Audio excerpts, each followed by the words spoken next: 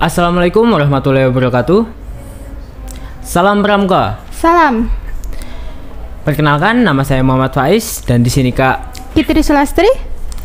Di sini kami akan menjelaskan materi tentang bivak. Nah, Kak Kitri, definisi bivak itu apa sih, Kak? Bivak merupakan tempat berlindung sementara di alam bebas. Bivak digunakan untuk melindungi diri dari cuaca yang kurang baik, binatang buas, maupun bahaya lainnya yang dapat berupa tenda, dom, maupun flyset. Namun, ada kalanya saat keadaan alam tidak mendukung, maka kita terpaksa menggunakan barang-barang di sekeliling kita untuk digunakan sebagai bivak. Bivak ini dikenal sebagai bivak alam. Selain bivak alam, kita juga mengenal bivak buatan. Bivak ini lebih praktis, hanya saja diperlukan keahlian dalam pembuatannya saja. Nah, Kak, bivak kan dibagi menjadi dua. Apa saja dan apa yang diperhatikan dalam pembuatan bivak? 1. Bivak alam adalah tempat berlindung sementara yang dibuat dengan menggunakan bahan-bahan yang terdapat di alam seperti pohon tumbang, lubang pada pohon besar, gua, bivak dari bambu. Bivak dari daun tumbuh-tumbuhan yaitu rumput, ijuk, rumbia, daun palem, dan lainnya. 2. Bivak buatan adalah bivak yang dibuat menggunakan bahan yang sudah kita persiapkan untuk keperluan di alam bebas sebagai tempat berlindung dan istirahat. Misalnya, menggunakan plastik, menggunakan playset, menggunakan pocong atau jas hujan. Ada beberapa hal yang harus diperhatikan saat membuat bivak. Di antaranya adalah memilih tempat atau lokasi. Dalam hal ini, kita harus mengetahui tempat yang nyaman untuk mendirikan bivak. Beberapa kriteria tempat yang nyaman dalam mendirikan bivak antara lain aman dari bahaya banjir atau longsor saat hujan. Diusahakan mendirikan bivak di bawah pohon yang rindang agar terlindung dari sengatan matahari. Namun, di atas bivak hendaknya tidak ada pohon atau cabang yang mati atau busuk. Ini bisa berbahaya kalau runtuh. Jangan di bawah pohon kelapa karena jatuhnya kelapa bisa terjadi tiba-tiba. Bukan merupakan sarang nyamuk atau serangga lainnya. Bukan jalur angin, tempatnya kering dan rata, dekat dengan sumber air. Jangan didirikan bivak di aliran sungai dan jalur lintas binatang. Di atas tanah yang datar, waktu atau beberapa lama. Dalam pembuatan bivak, waktu untuk berlindung perlu diperhatikan karena akan mempengaruhi kenyamanan dan keamanan pada waktu berlindung. Dengan merencanakan akan beberapa lama berlindung di suatu tempat, penghematan tenaga dan kesadaran emosi dan tenaga. Untuk bahan membuat bivak, apa saja sih Kak yang perlu dipersiapkan? Dalam pembuatan bivak diusahakan terbuat dari bahan yang kuat dan pembuatannya baik, sebab semuanya akan menentukan kenyamanan dari para pembuat.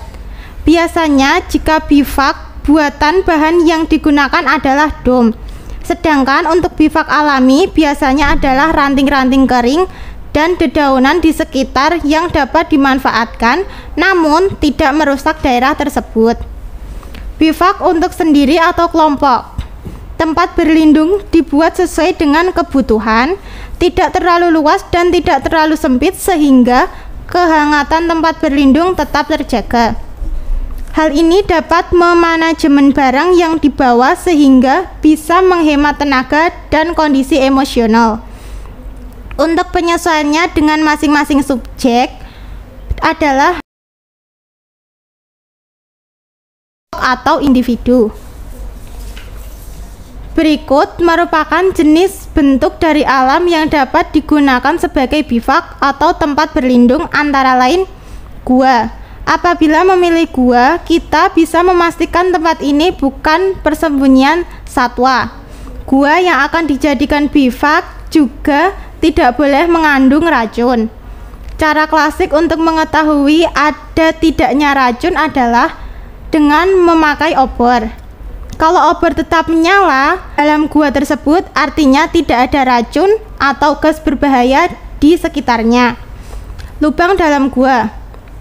Kita dapat memanfaatkan tanah berlubang atau tanah yang rendah sebagai tempat berlindung. Tanah yang berlubang ini biasanya bekas lubang perlindungan untuk pertahanan, bekas penggalian tanah liat dan lainnya. Pastikan tempat tersebut tidak langsung menghadap arah angin. Kalau terpaksa, kita bisa membuat dinding pembatas dari bahan alami. Selain menahan angin, dinding ini berfungsi untuk menahan angin agar tidak meniup api unggun yang dibuat di depan pintu masuk. Tebing. Jika kita memilih tebing sebagai tempat perlindungan, pastikan buatan dari tebing merupakan batuan yang keras dan kuat. Artinya, batuan tersebut tidak mudah runtuh sehingga dapat membahayakan keselamatan. Nah, itu tadi materi tentang bivak. Sekarang kita akan ke praktek pembuatan bivaknya. Sekarang kita akan praktek membuat bivak. Untuk bahannya ada mantrol atau jas hujan, palu dan patok, tali sebanyak 2 buah, dan tongkat 3 buah. Sekarang kita praktek.